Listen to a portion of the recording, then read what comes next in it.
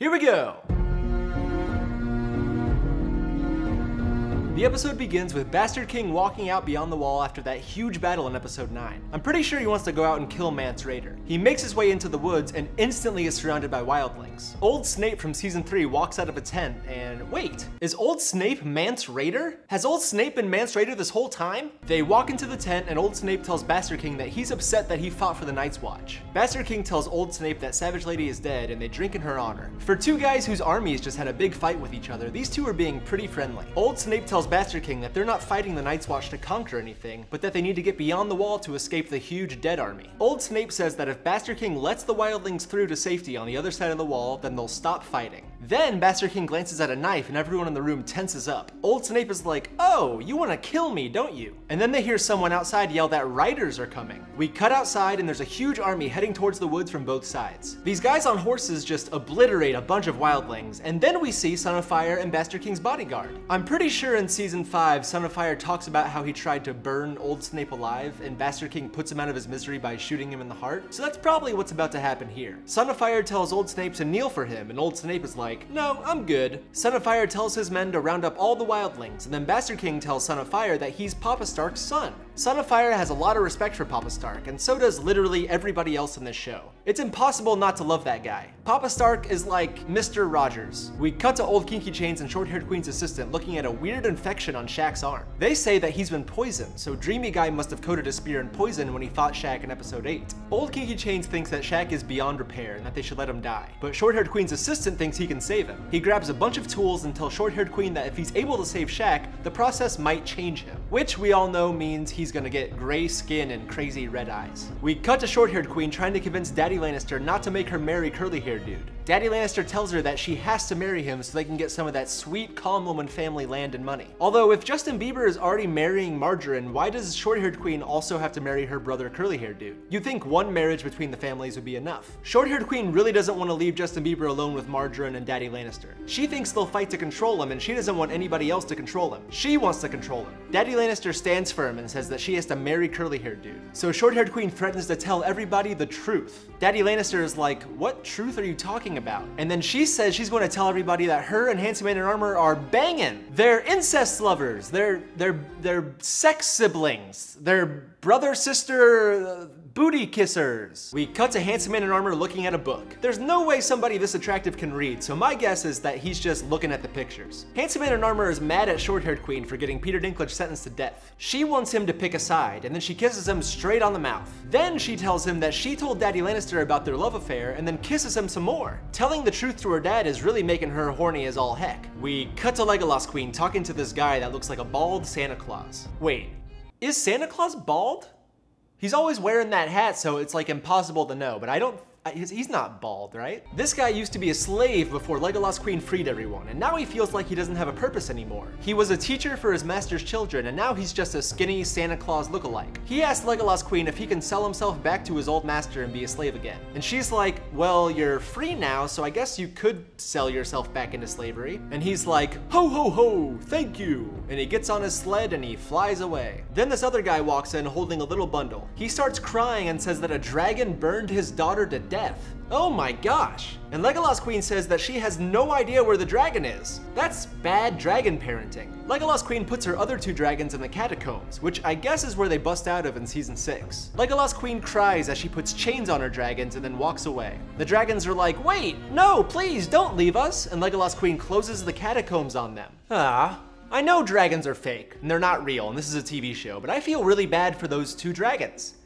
Some people enjoy being chained up in a dark room, but these guys are just like little dogs, but big dogs that can fly, and sometimes they kill people. We cut to Old Blind Man delivering a beautiful eulogy for all the fallen soldiers who died last episode, and then Bastard King lights them all on fire. Then we cut to Bastard King talking to an imprisoned Redbeard. Bastard King very kindly offers to let Redbeard say goodbye to his fallen friends, but all Redbeard really wants is for Savage Lady's dead body to be laid to rest out beyond the wall, and Bastard King obliges. And then he cries because he was in love with Savage Lady. We cut to Weird Raven Kid with his merry band of travelers slugging through the snow. They say that they can't rest until they get to the Three-Eyed Raven, and then they arrive at a big tree with a face. Is this where that tree guy and his alien lady friend live? In the tree? Is the tree guy the three-eyed raven? As they walk toward the tree, Weird Raven Kid's friend gets grabbed by the ankle by something beneath the snow. Pelt Girl runs over to help him, and then a bunch of dead guys burst out of the snow and attack them. Groot gets tackled, and Pelt Girl starts fighting off all the zombies. One of the zombies tries to kill Weird Raven Kid, but his wolf comes and saves the day. Meanwhile, Groot is getting the crap beaten out of him, and he's too nice to fight back. So Weird Raven Kid decides to roll his eyes into his head and take control of Groot's body to kill the zombies. Pelt Girl is the bomb. She's killing all these dead dudes, but Weird Raven Kid's other friend gets stabbed like 30 times in the chest and dies. Then a couple of zombies run towards Weird Raven Kid, and it looks like all hope is lost. But then fireballs come out of nowhere and kill them. What the heck? Then this weird looking little girl is like, come with me. Who is this girl? She looks like that alien lady from season 6, but younger. Is that the alien lady's little daughter? This episode better tell me who these aliens are. Weird Raven Kid and Pelt Girl get chased into the trunk of the tree, but when the zombies run inside, they just explode. They walk deeper into the tree and come upon an old guy entangled in a bunch of roots. But it's not the same guy that I saw in season 6. This dude has a long beard and a crazy haircut, and the guy in season 6 was way better groomed. Who is this creepy old man? Or I guess the better question is, who is the old man that I saw in season 6? Does this old guy die and get replaced by that other old guy? Or is this another recasting situation where the actor left the show like Dickman or Leatherboy? Why are so many actors leaving Game of Thrones? It's like a dream job. Maybe this actor did such a bad job in this scene that he had to get recast. Okay, so the tree guy is in fact a three-eyed raven, and he's pretty creepy. Weird Raven Kid asks him if he can help him walk again, and the three-eyed raven is like, you'll never walk again, but you'll fly? And Weird Raven Kid is like, no thanks, I'd rather just walk. All in all, that actor did a pretty good job in that scene. I don't think he should have been recast. But also, what do I know? I barely even understand what the character is. We cut a tall woman and cleavage lover in the middle of nowhere with no horses. These two are on their quest to find the Stark girls right now, I think. Whoa! Tall Woman immediately just finds Young Sad Girl hanging out on some rocks. It doesn't really seem like Tall Woman recognizes Young Sad Girl. They just make some small talk, and then the Hound comes out and asks Tall Woman what she wants. When Tall Woman sees the Hound, she realizes who Young Sad Girl is and tells her that she swore an oath to protect Mama Stark and her children. Young Sad Girl is like, oh, well, Mama Stark is dead, so you did a pretty crappy job. Tall Woman tells Young Sad Girl to come with her, and the Hound pulls out his sword. She says that she'll take Young Sad Girl to safety, and the Hound says that there is no safety, and he won't let her take Young Sad Girl away. Tall Woman and the Hound both draw their swords and start fighting. They fight and they fight and they fight some more, all the way to the side of the hill, and then Tall Woman gets the upper hand. She sticks her sword right in the Hound's face and tells him that she doesn't want to kill him, and then the Hound grabs the sharp blade and squeezes it until his hands bleed. This crazy behavior throws Tall Woman so off guard that the Hound is able to punch her in the face. They wrestle around on the ground for a while, and then Tall Woman punches the Hound right in the baby maker, and then he falls down. But he gets up and kicks Tall Woman right in her baby maker. These two are getting to second base with each other in the most painful way possible. They continue fighting, and then Tall Woman grabs a rock and proceeds to beat the Hound over the head with it like 15 times, until he falls unconscious down the hillside, Hot Rod style. Tall Woman and Cleavage Lover can't find Young Sad Girl because she's hiding, and then we see her walk down the hill and find the Hound. He says that he's gonna die, and asks Young Sad Girl to put him out of his misery by stabbing him in the heart. She doesn't budge, so he tries to make her angry by telling her about the time he killed her friend the Butcher's Boy in season 1. But instead of killing him, she just gets up and walks away. So that's why she said the Hound is dead in season 6. She thinks he dies, but he's somehow going to survive. Somebody's gonna find him next season and nurse him back to health. We cut to Handsome Man in Armor freeing Peter Dinklage from his jail cell. Bald Guy is helping him, and Handsome Man in Armor tells Peter Dinklage to go up some stairs and knock on a door. The two brothers hug, and it's really nice. And then when Handsome Man in Armor leaves, Peter Dinklage doesn't go up the stairs. Instead, he goes up to some secret trap door. Oh my gosh, is he about to go kill his dad? He walks into a bedroom and sees a woman in bed. The woman wakes up, and it's Peter Dinklage's girlfriend, and she's in Daddy Lannister's bed. She's been porking Daddy Lannister. Oh my god. She grabs a knife and tries to stab Peter Dinklage, but he wrestles her down and gets rid of the knife. Then he grabs her by her necklace and chokes her. Oh my gosh, he chokes her to death. What the heck was that? I thought that Peter Dinklage's girlfriend got on a boat in season 4 and sailed across the sea. What is she doing in Daddy Lannister's bed? Also, I know they broke up and it kind of ended on a sour note, but why would she grab a knife right when she saw Peter Dinklage? These two loved each other. Last episode, Bastard King held Savage Lady as she died in his arms, and this episode, frickin' Peter Dinklage's girlfriend died in his arms.